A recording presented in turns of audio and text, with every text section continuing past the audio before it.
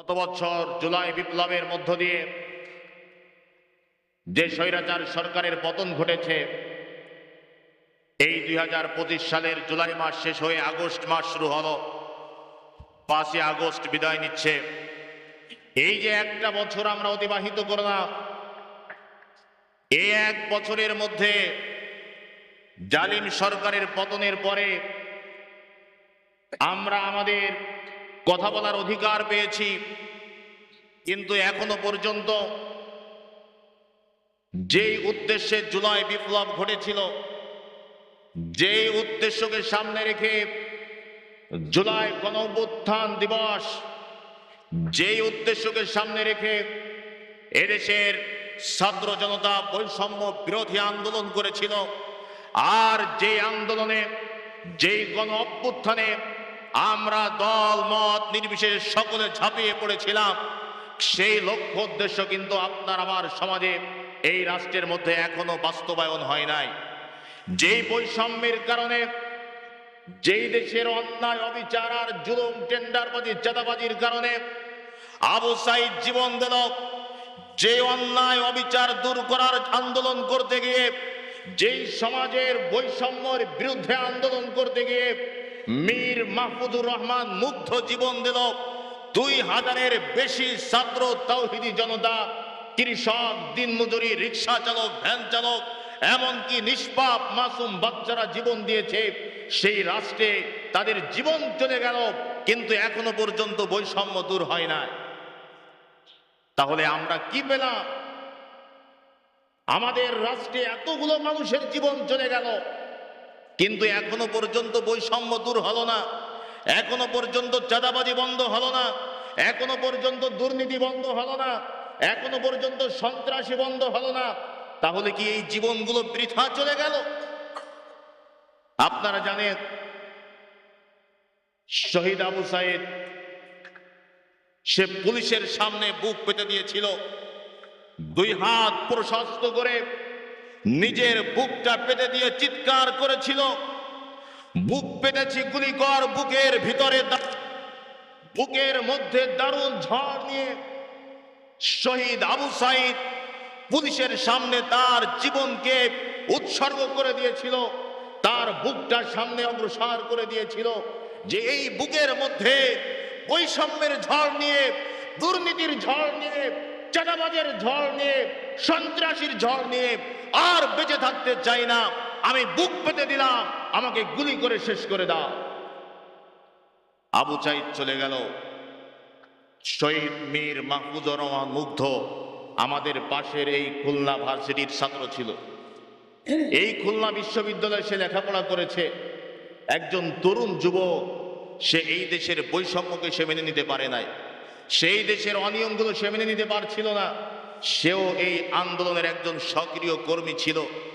আন্দোলনের কর্মীদেরকে সে পানি নিয়ে ফেরিওয়ালার মতো পানি পান করাচ্ছিল, পানি পানি বলে চিৎকার করছিল।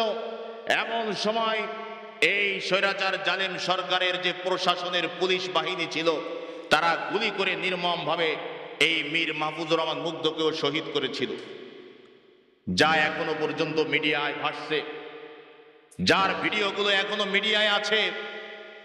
আমরা একটা বছর অতিবাহিত হয়ে যাচ্ছে, অনেক কিছু আমরা ভুলে যাচ্ছি, কিন্তু মুসলমান ভুলে গেলে চলবে না।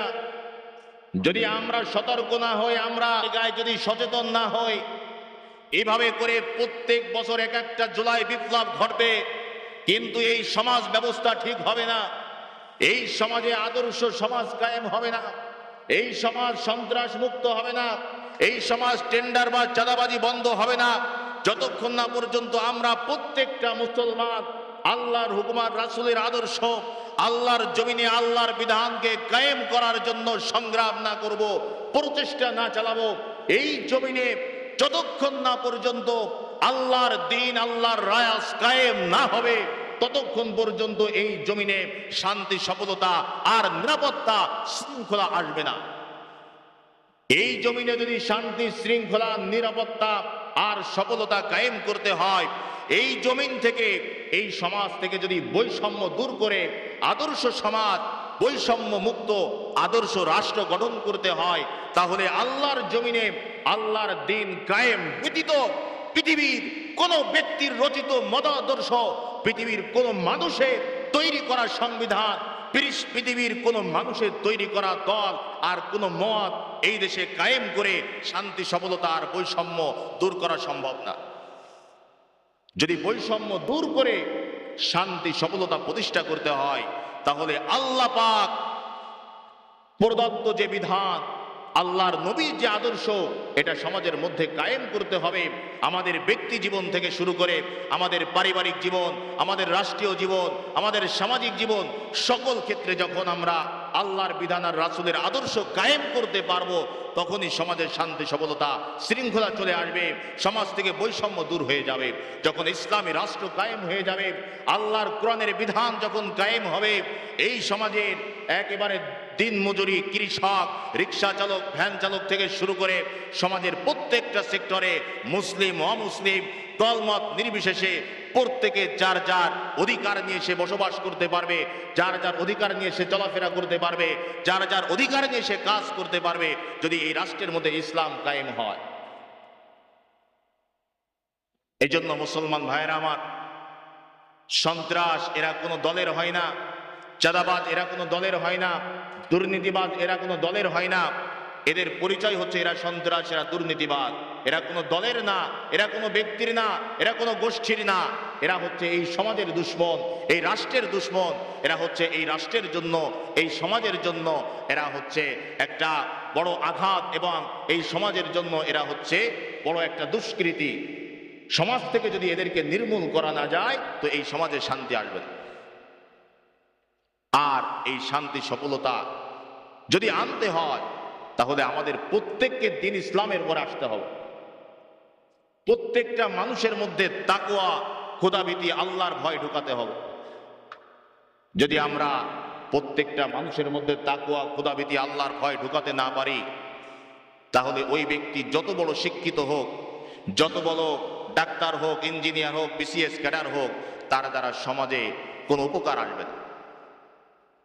একজন মানুষ সে ডাক্তার হতে পারে, সে ইঞ্জিনিয়ার হতে পারে, সে সুশিক্ষায় শিক্ষিত হয়ে বিসিএস ক্যাডার হতে পারে, সে একজন লিডার হতে পারে, একটা দলের নেতা হতে পারে, কিন্তু ওই ব্যক্তির মধ্যে যদি তাকওয়া না থাকে, আল্লাহর ভয় না থাকে, খোদাভীতি না থাকে, তো ওই ব্যক্তির দ্বারা তার পরিবার, তার সমাজ, তার রাষ্ট্র কোনো সফলতা পাবে না, কোনো উপকার পাবে না। বরং তার সমাজ, তার রাষ্ট্র ওই ব্যক্তির কারণে অপমানিত হবে, লাঞ্ছিত হবে, অপদস্থতার শিকার হবে। এই জন্য প্রত্যেকের মধ্যে যদি আল্লাহর ভয় চলে আসে, তাহলে ওই ব্যক্তি তখন আল্লাহর হুকুম অটোমেটিকলি মানতে শুরু করে দেবে।